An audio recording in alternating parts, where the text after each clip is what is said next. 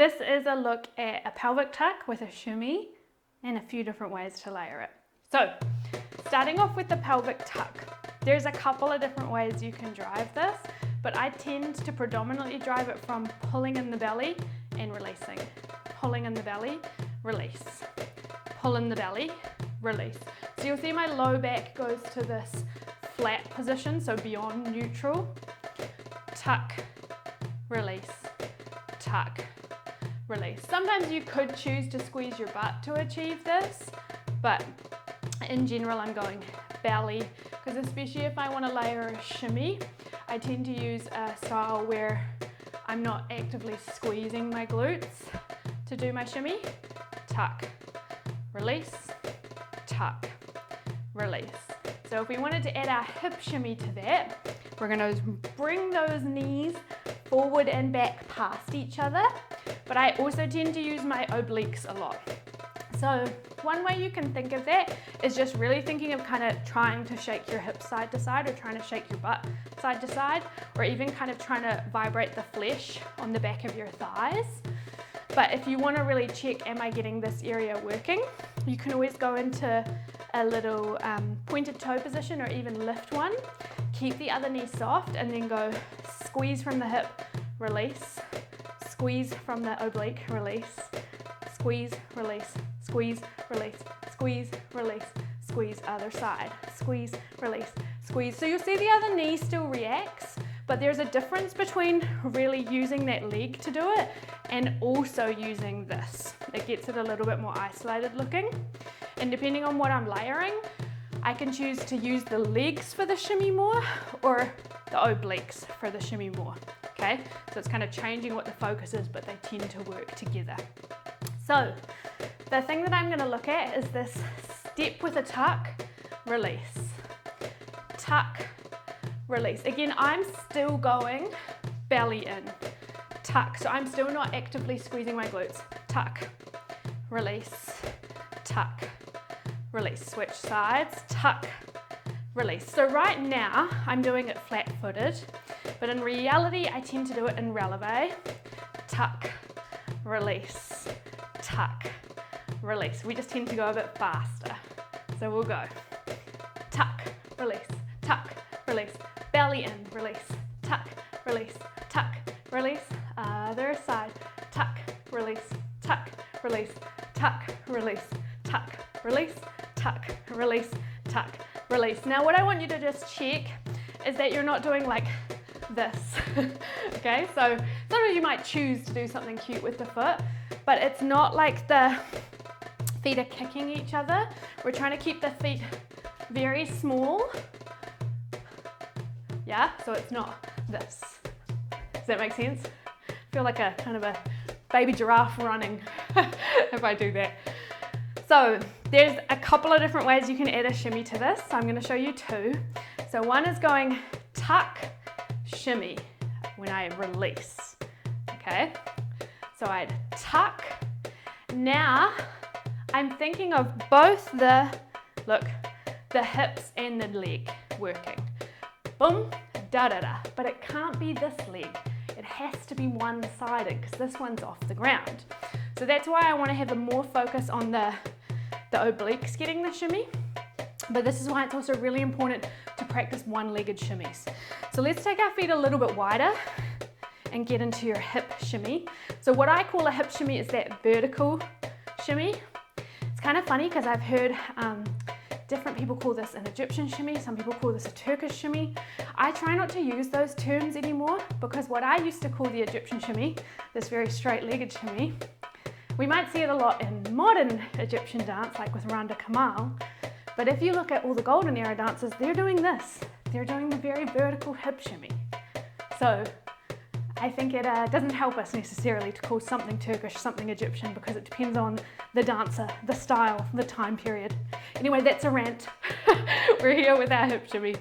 Now I want you to try shift to one side. Notice I'm now using primarily this leg to shimmy. My weight is here.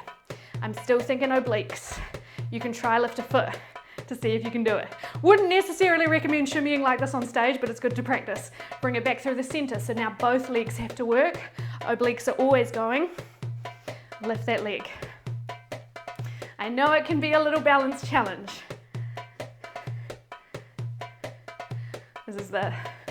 I'm thinking again, now I don't feel like a baby giraffe, now I feel kind of like a clown doing a clown walk. Anyway, you can point your toe if you want. Maybe you would do something like this on stage if you pointed the toe. You could throw it in somewhere just for fun. Try to keep those hips vertical. So check that when you come to one, it doesn't turn into like a bounce and not just a straight legged. We're still trying to get that verticality. So slow it down if you need. Up, up, up, up, up, up. Lift one foot. Up, up, up, up. See how much that knee is still bending and straightening? But you'll feel this work too. Put it down. Both legs. Both obliques. And now lift that foot. Up, up, up, up, up, up, up. Speed it up. Good. So you can do this in all sorts of ways. You can do it walking as well. But you've got to get proficient at shimmying on one leg to be able to do this tuck shimmy layer. So we're going to go tuck, shimmy, shimmy, tuck, shimmy, shimmy, tuck, shimmy, shimmy, tuck, shimmy, shimmy. Let's take the other foot behind. Here we go. And tuck, shimmy, shimmy, tuck, shimmy, shimmy, tuck, shimmy, shimmy, tuck, shimmy, shimmy. Now another thing to check. Sometimes you'll try and shimmy real fast and then it's not actually that big. So I'm kind of going tuck, one-hander, tuck, na-na-na. I think na-na-na because I really only straighten or bend the leg 3 times, I think, for me. Tuck, na-na-na, tuck, na-na-na, tuck, na-na-na, tuck, na-na-na. Other side, tuck, na-na-na, tuck, na-na-na. Tuck, na-na-na, tuck, na-na-na. Okay, let's do it a couple more times. Here we go. Tuck, na-na-na, tuck, na-na-na, tuck, na-na-na. Make the tuck sharp. Switch sides. Tuck, na-na-na, tuck, na-na-na, tuck, na-na-na, tuck, na-na-na. Okay, so now we're just going to reverse it for fun. And we're going to go shimmy, shimmy, release, shimmy, release, shimmy, release, shimmy, release, shimmy, release. Switch sides. Shimmy, release, shimmy. So I tend to not make the release as sharp, but you could. Boom, boom, boom, boom. Okay, it again. Other side. Shimmy, release. So I'm trying it soft. Now try it sharp. Boom. Pop. Pop. Pop. Now do whatever feels good for your body. Give it a go. Here we go. Shimmy. Release. Shimmy. Release. Shimmy. I'm going to go to sharp. Pop. Pop. Pop. Pop. Okay, I'm going to go back to the tuck shimmy. So tuck, strong, shimmy, release. Here we go. Na-na-na, na-na-na, na-na-na. Now this can be used for traveling a lot too. So you can take it in a circle, you can take it forward or back.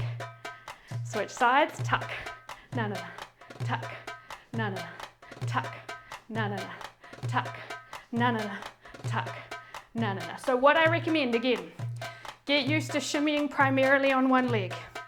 Get used to getting the waist, your obliques, your side abdominals helping you out, or get used to visualizing shaking your butt or kind of wagging your tail like a dog. Think of moving that mass, so kind of bring your focus up if you want to get that verticality, okay? So we're trying to layer both of those at the same time. Enjoy.